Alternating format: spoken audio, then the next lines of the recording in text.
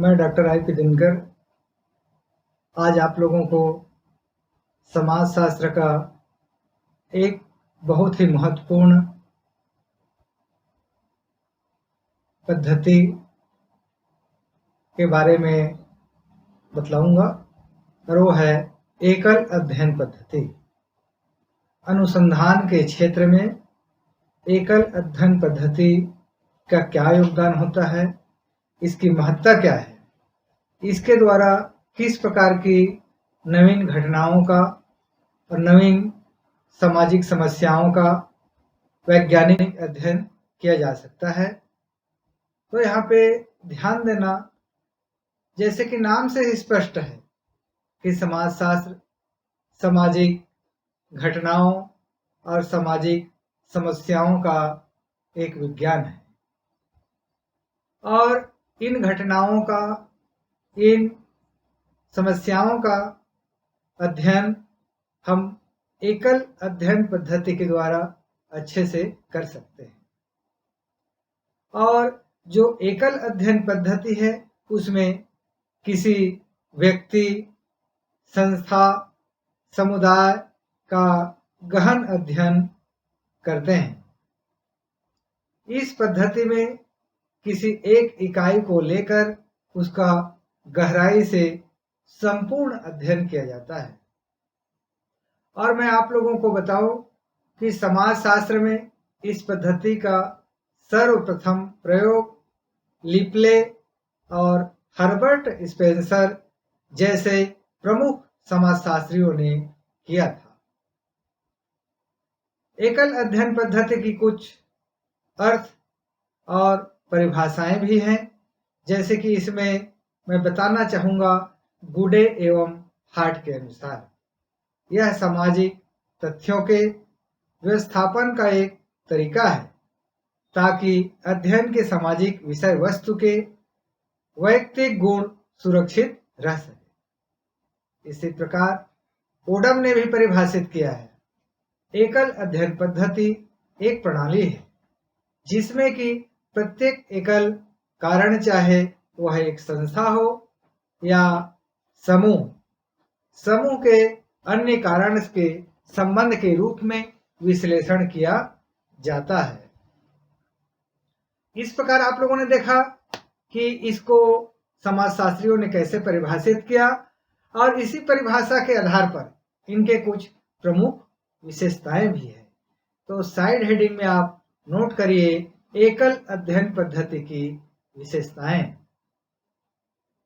एकल अध्ययन पद्धति की प्रमुख विशेषता को निम्न भागों में विभाजित किया जा सकता है। पहला है एकल अध्ययन। एकल अध्ययन के अंतर्गत, जैसे कि ये नाम से स्पष्ट होता है, किसी एक इकाई का अध्ययन किया जा सकता है। आप लोग इसमें ध्यान दीजिए, यहाँ पे आपको बताना चाहूंगा कि एकल अध्ययन मतलब किसी एक व्यक्ति का अध्ययन ही एकल नहीं कहलाता है। वह एक व्यक्ति भी हो सकता है, एक संस्था भी हो सकता है और एक समुदाय भी हो सकता है। विषय एक होना चाहिए, उसे हम यहाँ पर एकल अध्ययन के इकाई के रूप में ले सकते हैं। संक्षिप्त में मैं एक बार फिर आपको बताऊं कि यह इकाई व्यक्ति हो सकता है, संस्था, जाति अथवा कोई भी समुदाय हो सकता है। इसका हम एकल अध्ययन पद्धति के द्वारा अनुसंधान करते हैं। दूसरी विशेषता गहन अध्ययन। जब किसी एक इकाई को हम चयन करते हैं अध्ययन के लिए, तो उस इकाई का संपूर्ण अध्ययन करते, गहराई से और सूक्ष्म अध्ययन करते हैं। इस एकल अध्ययन पद्धति के द्वारा इकाई के भूतकाल से लेकर वर्तमान काल तक का अध्ययन किया जाता है। तीसरा है संपूर्ण अध्ययन। जब हम एकल अध्ययन पद्धति का इकाई चयन किए, उसके बाद सूक्ष्म गहन अध्ययन करना प्रारंभ कर दिए, तो संपूर्ण जो विषय लिए हैं एकल अध्ययन पद्धति में, उसका संपूर्ण अध्ययन किया जाता है। चाहे वह एकल अध्ययन पद्धति में किसी इकाई के सामाजिक पहलू हो, आर्थिक पहलू हो, भौगोलिक, धार्मिक, प्राणी शास्त्रीय, राजनीतिक किसी भी प्रकार का हो सकता है। इसके बाद हम इसमें चौथा विशेषता के रूप में देखते हैं, ये भी एक महत्वपूर्ण विशेषताएं मानी जाती है, वह है गुणात्मक अध्ययन। एकल अध्ययन पद्धति की विशेषता के रूप में हम गुणात्मक अध्ययन पद्धति को मानते हैं, क्योंकि एकल अध्ययन पद्धति में हम अध्ययन करते हैं वह गुणात्मक अध्ययन कहलाता है, न कि गणनात्मक। हम यहाँ पे संख्यात्मक अध्ययन नहीं करते, लेकिन ये स्पष्ट करना चाहूंगा कि संख्यात्मक अध्ययन के लिए गुणात्मक अध्ययन ही एक नींव तैयार करता है। इस पद्धति के निष्कर्षों को कहानी के रूप में, जीवन इतिहास के रूप में प्रस्तुत किया जा सकता है। और पांचवा है सीमित क्षेत्र। एकल अध्ययन पद्धति में एक विशिष्ट इकाई का अध्ययन किया जाता है और अध्ययन का क्षेत्र इसीलिए बहुत सीमित होता है। छठवां है कारकों का अध्ययन। इसके अंतर्गत इकाई के व्यवहार को प्रभावित करने वाले कारकों का पता लगाया जाता है। इस प्रकार से यहाँ पर अर्थ परिभाषा और विशेषताएं कंप्लीट हुआ। अब मैं इसमें आगे बताने जा रहा हूं कि एकल अध्ययन पद्धति के प्रकार। तो एकल अध्ययन पद्धति के प्रकार को हम थोड़ा ध्यान से देंगे तो ज्यादा कठिन नहीं होगा, और वह है एकल अध्ययन पद्धति के प्रकार दो प्रकार के होते हैं। इस अध्ययन पद्धति को हम दो भागों में बांट सकते हैं, और पहला है व्यक्ति का एकल अध्ययन। जैसे कि मैंने कहा था कि एकल अध्ययन पद्धति में व्यक्ति का, जाति का, संस्था का और समुदाय का भी अध्ययन कर सकते हैं। तो इसका जो पहला प्रकार है उसमें हम व्यक्ति का अध्ययन कर सकते हैं। पहला पॉइंट, व्यक्ति का एकल अध्ययन। इस पद्धति में जैसा कि इसके नाम से ही स्पष्ट होता है कि व्यक्ति के जीवन की समस्त घटनाओं को अध्ययन किया जाता है। इस पद्धति के माध्यम से व्यक्ति का अध्ययन करने के लिए निम्न स्रोतों से सूचनाएं प्राप्त की जा सकती है। मतलब व्यक्ति का एकल अध्ययन करने के लिए हम उस व्यक्ति के बारे में कहां से तथ्य संकलित कर सकते हैं, उस व्यक्ति के बारे में हम कहां से सूचनाएं इकट्ठा कर सकते हैं, इसके बारे में यहाँ पे उसके स्रोत के रूप में मैं बतला रहा हूं। तो पहला है परिवार के सदस्यों से। जिस व्यक्ति का आप अध्ययन करना चाहते हैं एकल अध्ययन पद्धति के द्वारा, उस व्यक्ति के परिवार के सदस्यों से आप मिलिए और उन सदस्यों से आप उस व्यक्ति के बारे में जानकारी अच्छे से प्राप्त कर सकते हैं। इसके पश्चात उसके आसपास रहने वाले लोग हैं, अर्थात पड़ोस, और जिनके साथ वो खेलते हैं वो क्रीड़ा के साथी। तो उनके पड़ोस के लोगों से आप उनके बारे में अच्छा से पूछ सकते हैं, अच्छी जानकारी आपको मिल सकती है। साथ ही साथ उनके जो क्रीड़ा के मंडली हैं, क्रीड़ा के साथी हैं, उनसे भी आप उनके बारे में अच्छे से जानकारी ले सकते हैं। उनके सहपाठी हैं जिनके साथ पढ़ते लिखते हैं, उनसे भी आप उनके बारे में विस्तृत जानकारी ले सकते हैं कि उसकी आदत क्या है, उसके हॉबी क्या है। ये संपूर्ण जानकारी उनके मित्र मंडली के साथ, उनके सहपाठी लोगों से मिलेगा।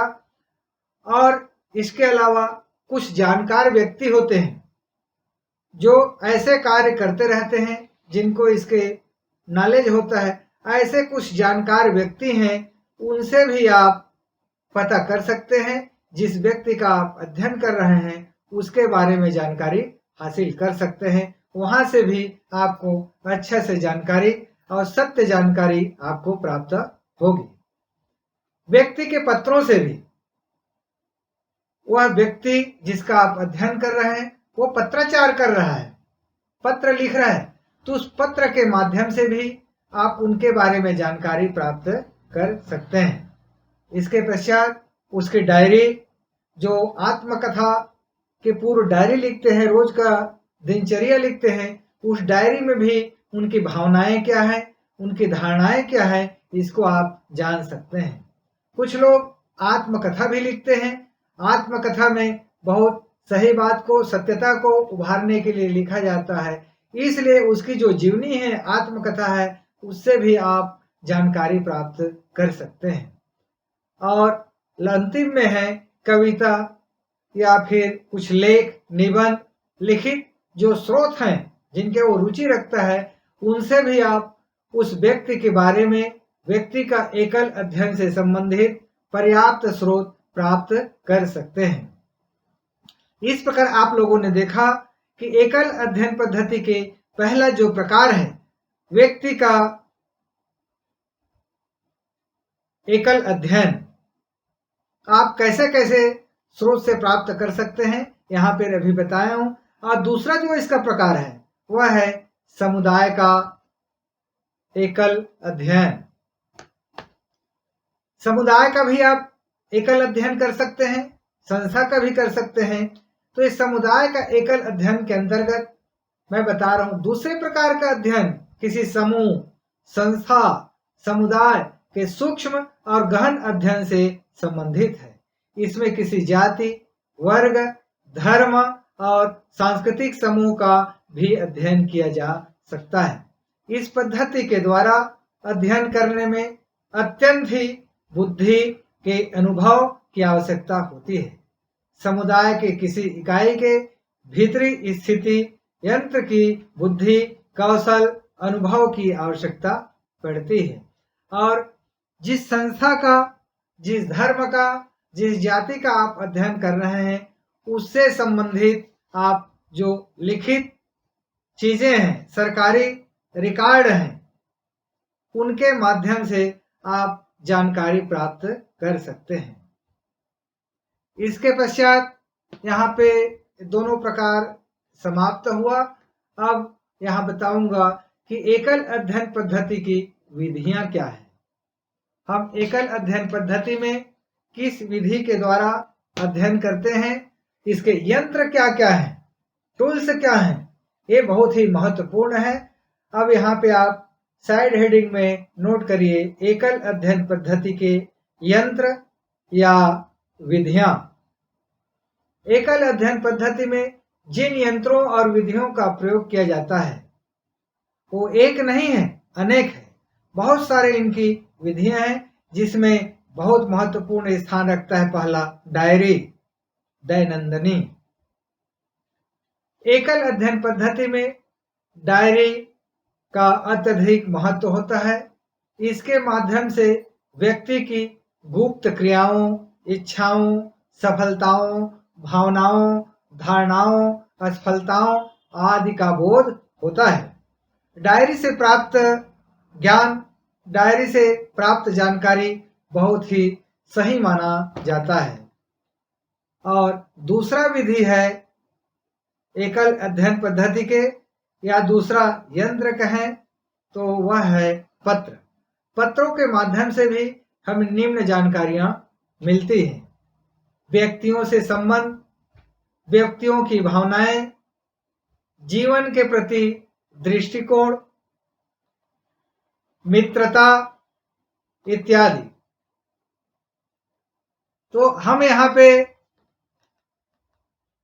पत्र के माध्यम से एकल अध्ययन पद्धति में जो जानकारी प्राप्त करते हैं उसके विधि के रूप में देखते हैं कि पत्र में दूसरों के साथ संबंध कैसा है, व्यक्ति की भावनाएं और धारणाएं किस प्रकार की है, व्यक्ति का जीवन के प्रति दृष्टिकोण क्या है, और मित्रता, वैमनस्य, संयोग, वियोग आदि का घटनाओं का ज्ञान प्राप्त होता है।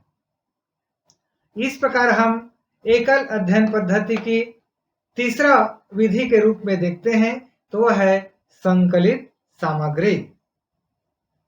संकलित सामग्री एक प्रमुख विधि के रूप में जाना जाता है। इन स्रोतों के अतिरिक्त सरकारी और गैर सरकारी संस्थाओं द्वारा संकलित सामग्री से निम्न जानकारी प्राप्त की जा सकती है। एकल अध्ययन पद्धति में केवल डायरी और पत्र के द्वारा ही नहीं, बल्कि सरकारी गैर सरकारी संस्थाओं के द्वारा, न्यायालय के द्वारा और जेल के द्वारा जो संकलित सामग्री होती है, उनके द्वारा भी महत्वपूर्ण जानकारी प्राप्त कर सकते हैं। इसमें प्रमुख जानकारी में सरकारी कार्यालयों के रिकॉर्ड का अंश, व्यक्ति के वंशावली, घटनाओं की सूची, स्कूल, पुलिस रिकॉर्ड, प्रमाण पत्र, प्रशंसा पत्र, पसंद की उनकी पुस्तकें क्या क्या हैं, फोटो एल्बम, जनगणना के प्रमुख रिकॉर्ड्स, व्यक्ति के साक्षात्कार, मित्रों से साक्षात्कार, उसके संस्मरण इत्यादि हैं। इन सारे उपरोक्त तथ्यों से हम संकलित सामग्री कर सकते हैं और एकल अध्ययन पद्धति के विधि में ये महत्वपूर्ण स्थान रखता है। इसके बाद हम चौथा यंत्र के रूप में देखते हैं प्रलेख को। प्रलेख मतलब लेख वगैरह जो डॉक्यूमेंट्स होते हैं, दस्तावेज होते हैं, उससे संबंधित है। ये प्रलेख पुस्तक और पत्रिकाओं तथा प्रकाशित तौर पर प्राप्त किए जाते हैं। जिस व्यक्ति के बारे में, जिस संस्था के बारे में हम इस पद्धति का प्रयोग करना चाहते हैं, इस पद्धति के बारे में अध्ययन करना चाहते हैं, वह पूर्व से ही कहीं न कहीं पुस्तक में, पत्र पत्रिकाओं में, न्यूज़ के पेपर में इत्यादि जगह प्रकाशित हुआ रहता है, जिसका हम अवलोकन कर सकते हैं और उसको एक तथ्य के रूप में, यंत्र के रूप में संकलित कर सकते हैं। इसी प्रकार एक महत्वपूर्ण है इसमें जीवन इतिहास, लाइफ हिस्ट्री। एकल अध्ययन पद्धति की एक प्रमुख विशेषताएं या प्रमुख विधियां के रूप में हम जीवन इतिहास को भी देखते हैं। इसमें जीवन इतिहास मतलब जिस व्यक्ति का हम अध्ययन करते हैं, जिस इकाई का हम अध्ययन करते हैं, उसके इतिहास क्या है और इन इतिहास से संबंधित जानकारी हम कहाँ से प्राप्त कर सकते हैं। उनके जीवन इतिहास से संबंधित जानकारी हम कहाँ से प्राप्त कर सकते हैं, तो उसमें प्रमुख है उनकी पारिवारिक दशाएं। जिसको हम इकाई मान लिए हैं, उसके पारिवारिक दशाओं की जानकारी हासिल करना अत्यंत आवश्यक है।